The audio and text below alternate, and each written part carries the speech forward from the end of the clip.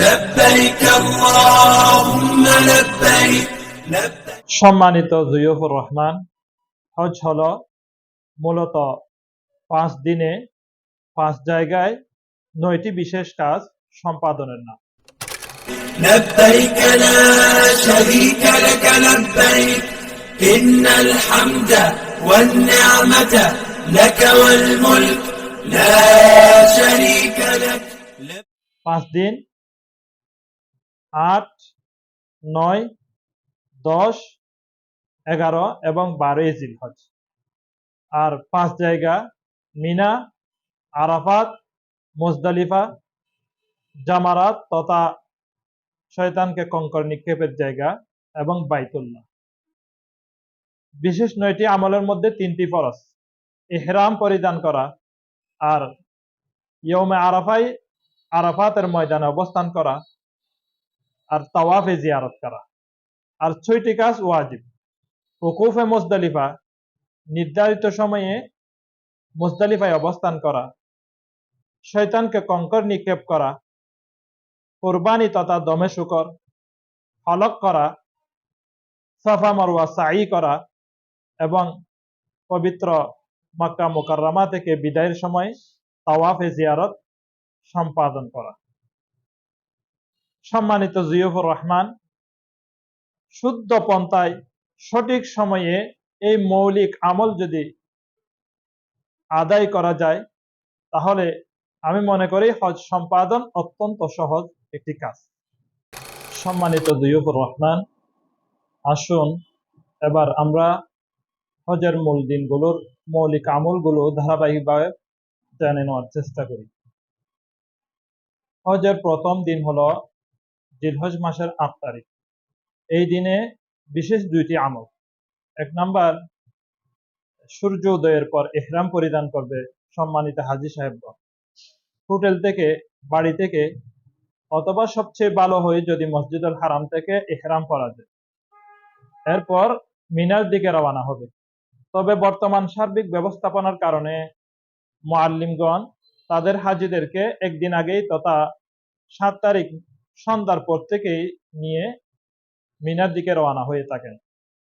8 তারিখ সম্মানিত হাজীগণ মিনার মধ্যে জোহর নামাজ, আসর, এশা, মাগরিব এবং পরবর্তী দিনের ফজর নামাজ, এই 5টি নামাজ মিনায় আদায় করবে এবং এ সময়ের মধ্যে মিনায় অবস্থান করে জিকির, দোয়া, তাহলিল, তাসবিহ, দুরূদ ইত্যাদির মধ্যে মশগুল থাকবে। সম্মানিত জিয়ুফুর রহমান, হজের দ্বিতীয় দিন হলো ইয়ৌমে আরাফা তথা জিলহজ মাসের 9 তারিখ।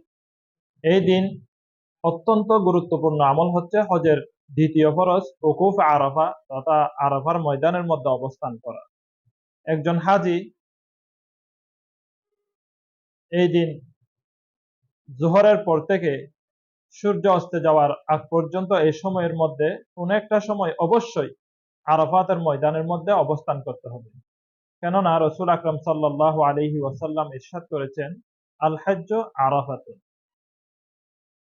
আর এই দিন একটি সুন্নতের আমল হচ্ছে, কোন হাজী যদি মসজিদে নামিরাই বড় জামাতে ইমামের সাথে জোহরের নামাজ আদায় করতে পারে, তাহলে তার জন্য জোহর এবং আসরের নামাজ, এই 2 ওয়াক্তের নামাজ জামা বাইনাস সালাতাইন তথা একই ওয়াক্তে জোহরের ওয়াক্তে আদায় করা তার জন্য সুন্নাত। যদি কেউ মসজিদে নামিরার বড় জামাতে আদায় না করতে পারে, তাহলে হাজীগণ যার যার তাঁবুতে নিজ নিজ ওয়াক্তে জোহরের ওয়াক্তে জোহরের নামাজ এবং আসরের ওয়াক্তে আসরের নামাজ তারা আদায় করবে, এটাই নিয়ম। আর এই উকুফের সময়ে হাজীগণ অত্যন্ত নমনীয় হয়ে কিবলামুখী হয়ে আল্লাহ রাব্বুল আলামিনের কাছে দোয়া করবেন, জিকির আজকারের মধ্যে মশগুল থাকবেন, তাকবীর, তাহলিল, দুরূদ, কোরআন কারীমের তেলাওয়াতের মধ্যে মশগুল থাকবেন। এ সময় একটি বিশেষ দোয়ার কথা রাসূল আকরাম সাল্লাল্লাহু আলাইহি ওয়াসাল্লামের হাদিসের মধ্যে এসেছে। কারণ রাসূল আকরাম সাল্লাল্লাহু আলাইহি ওয়াসাল্লাম ইরশাদ করেছেন, সবচেয়ে শ্রেষ্ঠ দোয়া হচ্ছে আরাফাতের দিনের দোয়া। আর আমি এবং আমার পূর্বেকার নবীগণ যে সমস্ত দোয়া করেছেন তার মধ্যে শ্রেষ্ঠ একটি দোয়া হচ্ছে লা ইলাহা ইল্লাল্লাহু ওয়াহদাহু লা শারীকা লাহু লাহুল মুলকু ওয়া লাহুল হামদু ওয়া হুয়া আলা কুল্লি শাইইন কাদির। সম্মানিত দুইয়ুফুর রহমান, হাজীগণ এই দিন সূর্য অস্তে যাওয়া পর্যন্ত আরাফাতের ময়দানে অবস্থান করবেন। তবে সূর্য অস্তের আগে আরাফাতের ময়দান ত্যাগ করা কারোর জন্য জায়েজ না।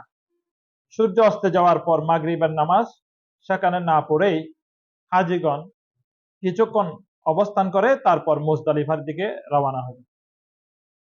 মুজদালিফায় গিয়ে একই দিন এশার ওয়াক্ত যখন হবে তখন মাগরিব এবং এশা এই দুই ওয়াক্তা নামাজকে একসাথে পড়া ওয়াজিব।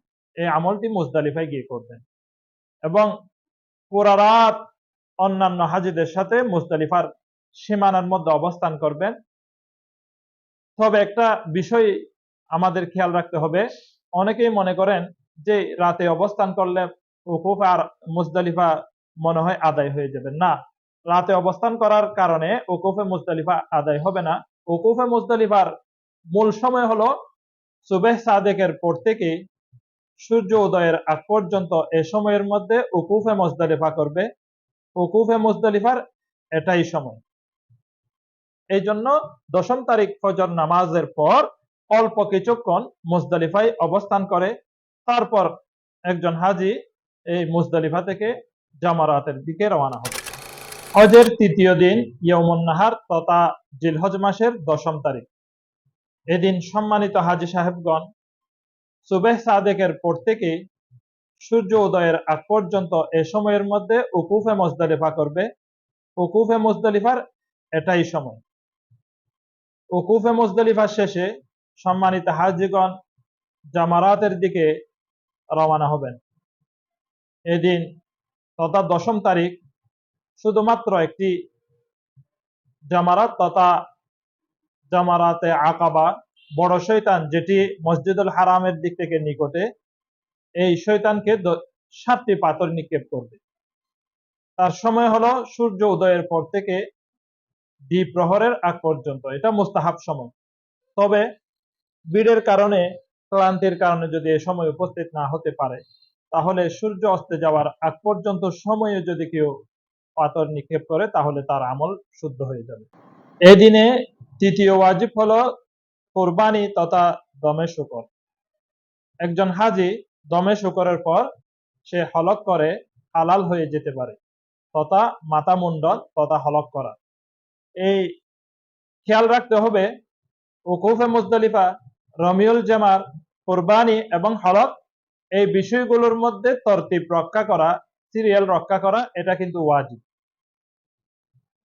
এরপর সম্মানিত হাজী সাহেব যেহেতু 10ম থেকে 12 তারিখ পর্যন্ত এই সময়ের মধ্যে তওয়াফে জিয়ারত করার সময় সুযোগ আছে, সম্ভব হলে মক্কা মুকাররমা মসজিদুল হারামের দিকে রওনা হবেন এবং সময় সুযোগ বুঝে তওয়াফে জিয়ারত করবেন।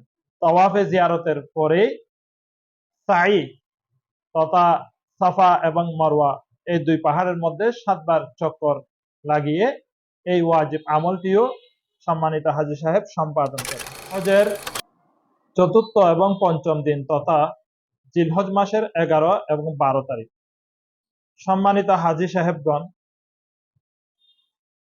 বাইতুল্লাহ তাওয়াফে জিয়ারত এবং সাফা মারওয়া সাই সম্পন্ন করে পুনরায় মিনায় চলে আসবেন। এই 2 দিন মিনায় অবস্থান করা সুন্নাত।